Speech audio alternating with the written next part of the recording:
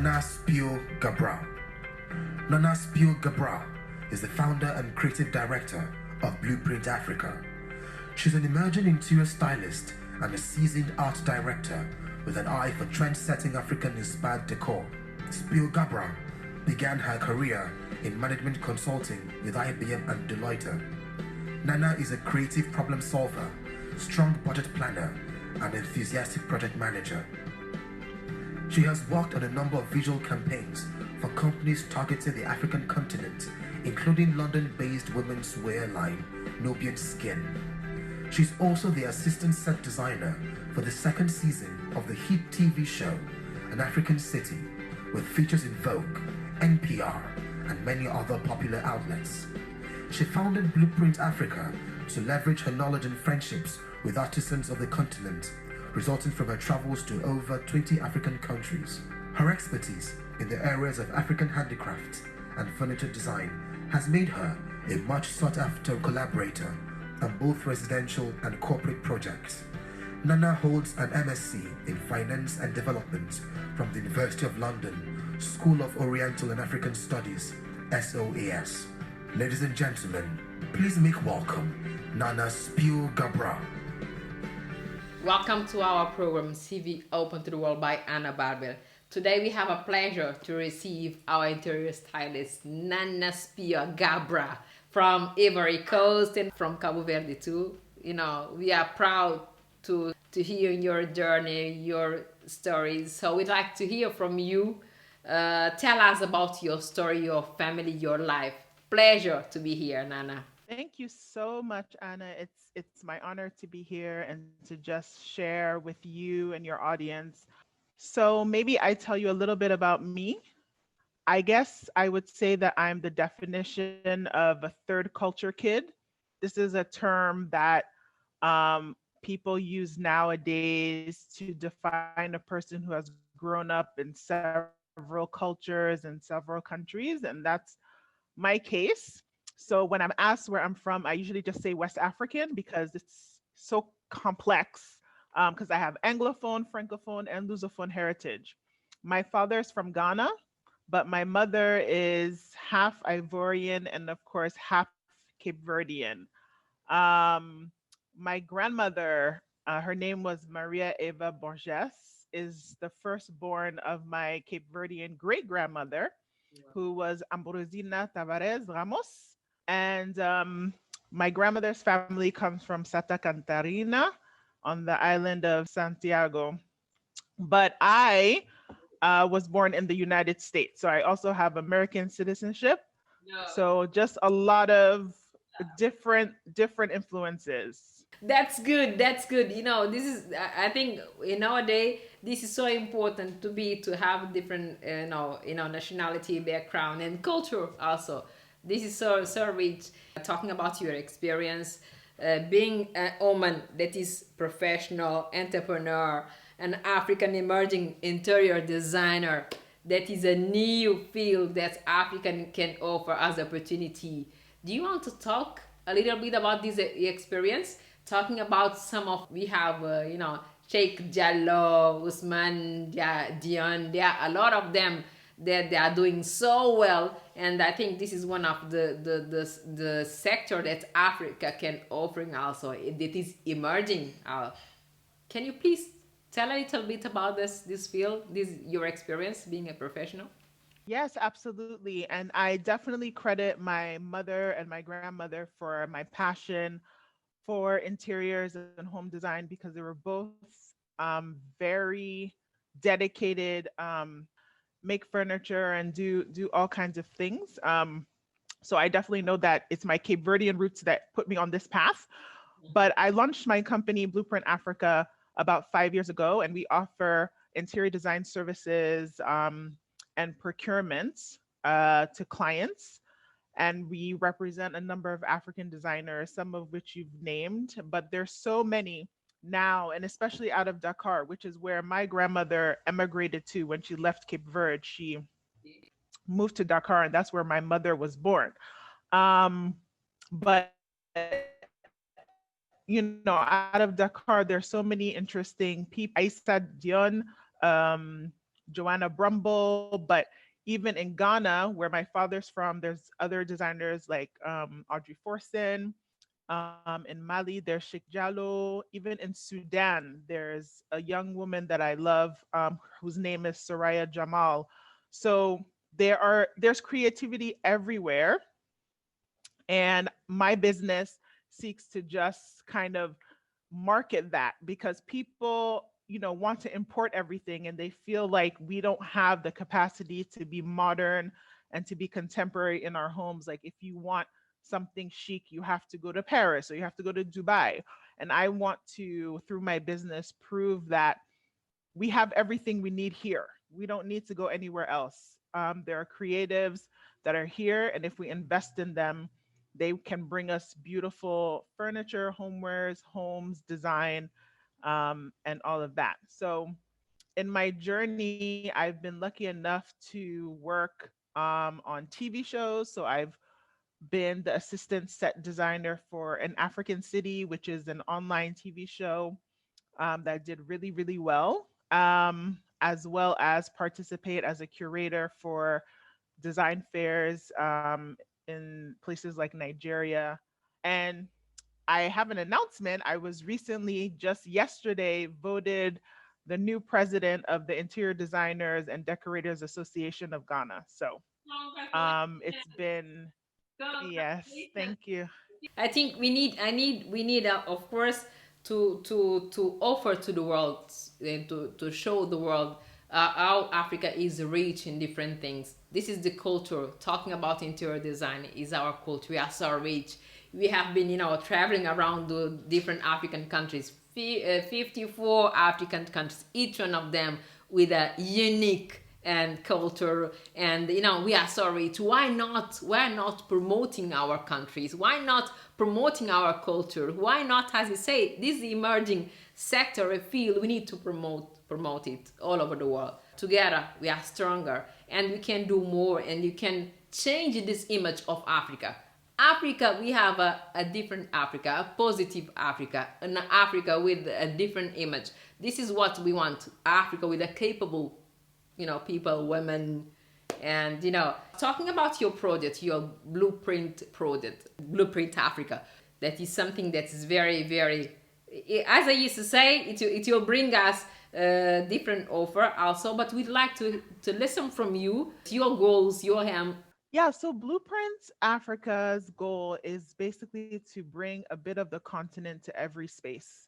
So whether it's a commercial property or a hospitality property or somebody's home, we want to make African design as accessible as French design or, Scandinavian design. We should be on the same stages as all other kinds of designers. It shouldn't just be, um, that we are relegated to masks or, traditional aesthetics. We have modern things. We do use, we have mechanized ways of production now. And I think African designers generally are just reimagining how we used to do things. They're looking at new shapes, new designs, new functions, and then applying modern materials to them. So now you might see, an Ashanti stool that used to be just carved out of wood, but it's now made out of acrylic.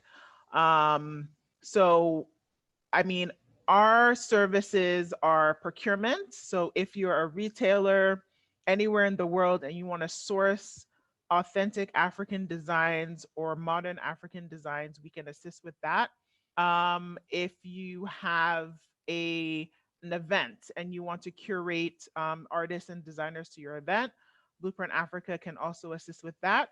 Obviously, we do interior design. So if there's a property that needs renovation or, a new vision and wants to specifically incorporate African aesthetics from around the continent, that's what we specialize in. So our vision is just to take any space and make it reflect a modern Africa, not necessarily, this rural or village-like imagery, but show that there's a contemporary, vibrant, colorful, modern Africa and bring it to every space.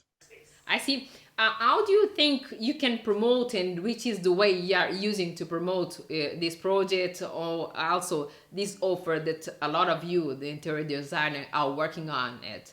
And do you think creating more partnership, for example, showing case also in different countries, this can be one of the way are you using to do it? And being appointed as a president, maybe you already have your plan how to to showcase these new opportunities that we are offering. I think we're stronger together. So we definitely believe that we need to partner. I purposely named my company Blueprint Africa and not Blueprint Ghana or Blueprint Ivory Coast, because I believe that you have to have a Pan African perspective. And today's actually Dr. Kwame Nkrumah's birthday, and he was a Pan Africanist. So I think that it is, many people who are of Ghanaian descent also believe in Kwame Nkrumah's philosophy that we have to be together. So yes, I mean, I think the more that we create associations across the continent, I think for interior designers, there are very few, probably less than five across all 54 countries. So more associations bringing together interior designers. We need more vocational schools as well, because a lot of interior designers, to get trained, they have to go to Italy, they have to go to France or London or South Africa. They cannot get that training in their own countries. So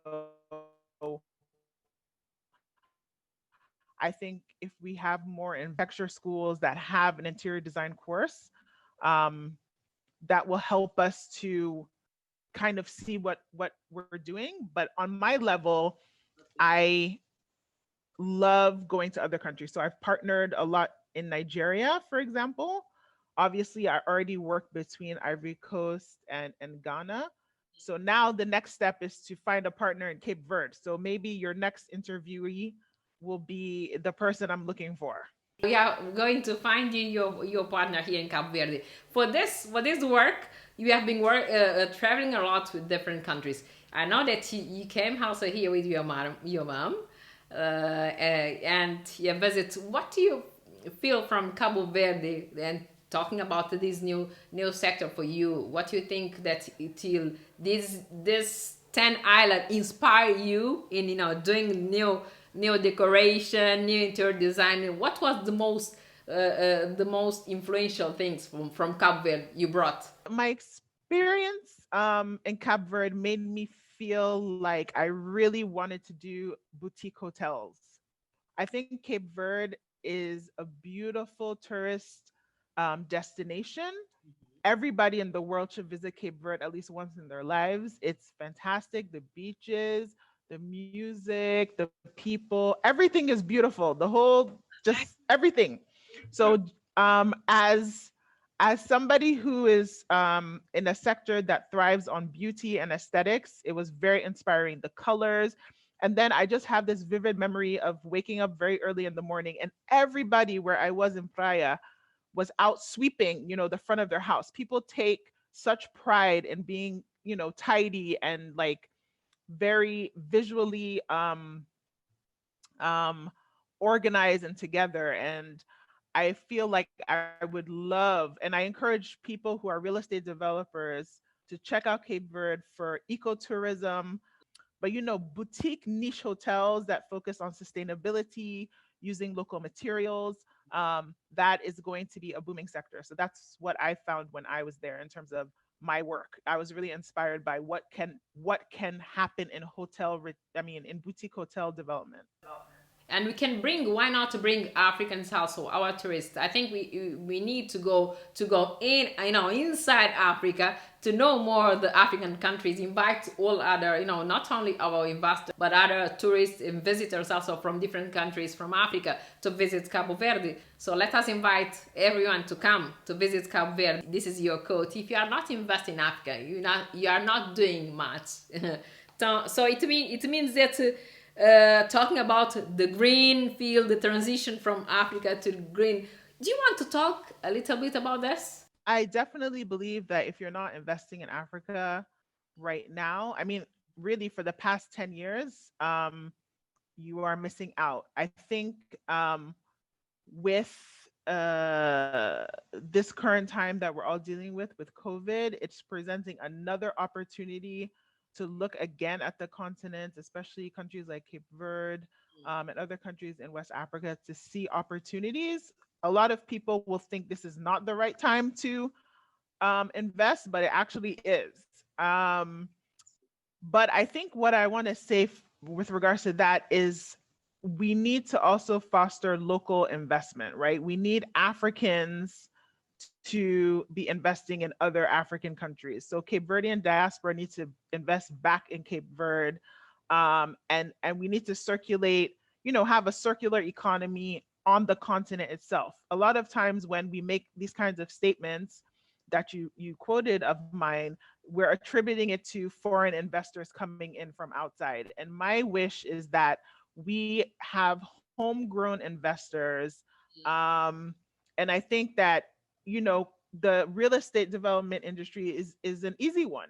Construction is one that a lot of people, when they get the capital, can get into. You just have to put up a building. So I think that how we invest also is important, right? So housing for a lot of countries is always focused on the upper class, the 1% or the elite, very big houses, whereas people who don't have the means are left with, not respectable or dignified housing. And I think SDG 11, which I believe is on sustainable cities, speaks to the need to kind of address that and move away from slums, using more local materials. So I always ask investors, how can we use our own timber better? Why are we exporting all of our wood abroad? How can we, look at again practices that our ancestors had, like rammed earth, Yes. clay, brick? How can we, make our cities denser so that we need less cars, we can walk? In a lot of cities in Africa, they're beautiful, but you can't walk anywhere because everything's about cars, and that creates pollution and accidents and noise and all these things. So how could we keep the cities dense, but make it more walkable, bring the market closer? Yes. I and it's also a mindset shift, right? What do we do when we have a bit of money? We all go out and we want to build a 6-bedroom house, but you're only 2 people in the house. So is that really an efficient use of space, of scarce resources? Every time we, have cement or have a lot of windows in our house, we're eroding beaches because glass is made of sand. So there's somebody digging, our beaches up to make cement and glass windows and all these things. So we have to kind of just look at things holistically when we're investing, and just see how we can invest in a more sustainable way, in a way that addresses the population that is low income. How can we use shipping containers to make homes instead of building from scratch? So there's all kinds of ideas that a lot of people around the continent are investigating and using. And my hope is that we all kind of pour more money into that kind of regenerative project, rather than just copy and paste from foreign countries. That is some, a lot of time they are using the copy and paste. It's so true what you said. We need, and we do have also the human capital. Use our human capital too. So we have a lot of things. Also exchange experience and know-how, and making the partnership, because this is so important between us and between countries. We exchange experience, know-how. I think some of them, they're afraid of partnership. Why not having a partnership? The partnership will help you a lot to bring it, exchange the know-how, to have more capital, but also to have different vision of doing things. I think it's so true. We need to work on all this issue. We need to talk more about this. And of course, to promote all of this idea, innovation, technology, that I think this is the new era. So now we need to work more together. Our knowledge, our network. I think this is what is missing, and to unify countries, unify, organization, associations. So this, all of us, it will gonna be, great. Let us work on this from Ivory Coast to Ghana, to Guinea-Bissau, to Morocco, South Africa, Nigeria, Niger, Cameroon. All of us, all these 54 countries, this is so important. 1.2 billion people. We are talking about in, all this, the trade inside Africa, more than 540 billion, USA. This is money. This is, what is happening here. Africa is not only poverty. Africa is not only the copy paste. Africa is more than this. Africa is opportunity. Let us talk about women. We believe in women and their power to change the world. We know in nowadays we have a lot of challenge. Your advice, your comments about this women and the challenge we have. We have power to change the world. What is missing? What's missing in my view, and I suffer from this as well, is just confidence. Throughout my career, especially when I entered the real estate and, construction sector, there was a lot of, machismo. A woman can't be on a construction site. My artisans would even be fighting with me, saying they know more than me because I'm a woman, even though it's my project and I'm the one who hired them. And you have, I think that we accept that, we feed into it and we're like, oh, maybe they're right, maybe I don't know what I'm saying, maybe maybe I don't know. And what I've realized is they don't know either. They just sound and project that they know. They have that confidence. So even in their lack of knowledge, they're confident. And I feel like women have the knowledge, but we're not confident. So even when we can do it, we're still kind of like questioning ourselves. So I think the number one thing that women need is just confidence and mentors and sponsors.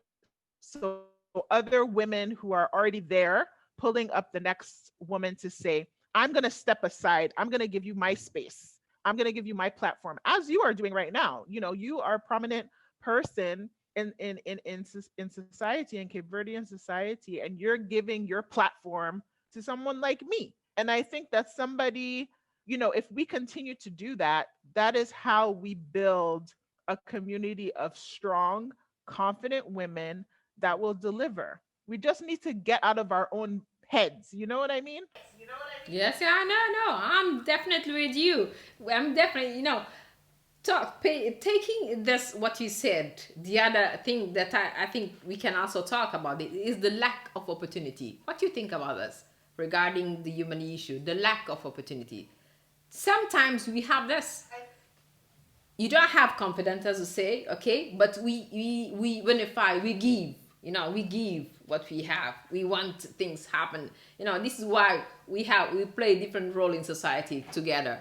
And some of them, they cannot play a lot of roles. They get lost. We know women, we play a lot of a role and we don't get lost. So being together, trying to overcome, I think is the challenge of every day. Is the challenge that we live every single day that make us stronger and having this vision. But also, some of them, they have opportunities. Some has lack of opportunity. Do you want also to comment about this? So we should be able to, if there's a sector or there's an industry and you go and you knock on the door and you present and you say, this is what I can do, and everyone's like, no, no, no, you're a woman, you need to stay over there. Women are the fastest in Africa. They're the highest number of entrepreneurs. Women entrepreneurs are just skyrocketing because this is why we keep going to try to work for somebody, or they don't listen to our ideas, they don't want to know what we have to offer, so we just start it ourselves. And this is where I think the beauty lies because you have so many entrepreneurs, fashion designers, people doing construction, people opening clinics, people opening restaurants, and you have all this newness. Let us keep work. Absolutely, together, especially. Yes. Let's share knowledge. Let's not think that there's scarcity. We have to get rid of this. Oh, there's only one opportunity, so I have to have it. We have to open our resources to each other. We have to share. We have to help one another. It's not a competition. We're all in it together. So, Yes. you know, We need to help each other. We need to give more, our network, to open our network to each other. I think we need to unify. This is the word, to unify. When we start thinking about this, your success is my success. This is what is important. We have a calm challenge. So we need to be in every places where the decisions are made. This is someone that said that I really, really respect her. How can you work together, you being a successful woman in Ivory Coast, that we are so proud of you? How we can work on this to attract more diaspora, and also the private sector to work on the side for more integration of Cabo Verde in Africa. We are working with a lot of politics. Also, the government is working on this side, but talking about the private sector, how can also private sector work also for more integration of Cabo Verde in Africa, diaspora and the side? This is two questions. I think at one point I would love to see Cape Verde try to issue some kind of like diaspora bond or diaspora like savings instruments. I'm sure they must exist already, Yes, we but have. I think just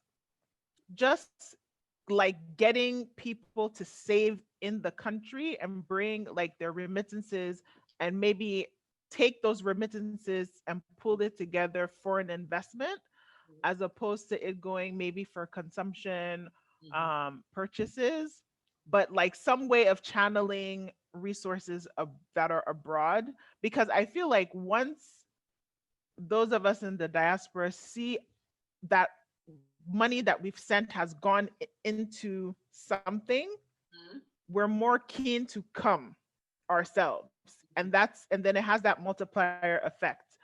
um but I mean, all of us are ambassadors, and like I said earlier, tourism and leveraging social media, because once you like a place, once you feel like you've been there, you know what it's like, you've seen pictures, you understand uh kachupa, you understand the music and everything, then you feel connected, and then you want to follow it up with investment.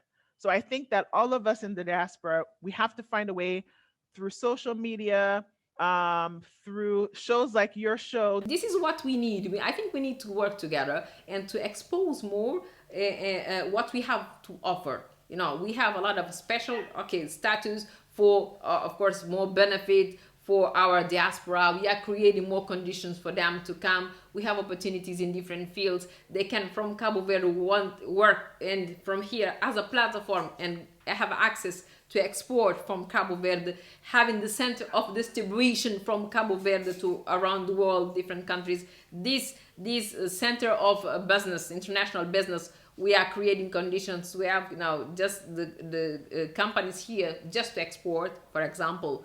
We have the tourism. Each island have their own tourism, talking about tourism, talking about renewable energy, how we can use it, blue economy, transshipment, aviation, all these new the industries. I think we can work. I think the challenge is to promote and talk about every country. We need to focus on knowledge and education. There are the keys, because you can have a lot of doors, but if you don't have the keys, they are not going to open. I think this is so important. Your closing remark to Cabo Verde. our food, our musician, what you want, to talk. We are here waiting for you to come soon. I need to come again. I haven't come in 7 years. I need to go with my mom. And I need to come again because I miss cachupa. I need to have some Cape Verdean food. It's been too long. So thank you so much. You need to promote most our Cape Verdean foods also. They are all natural. They are good for health also. And our musicians. Okay, of course. Thank you so much for being with us. Nana Spio Garbrah. It's a pleasure having you with us. We are proud of you. Still going. You're gonna go farther, I know. Your success is our success. Proud of you. See you soon in Cabo Verde, Nana. Thank you for being with us. Thank you so much. Bye-bye.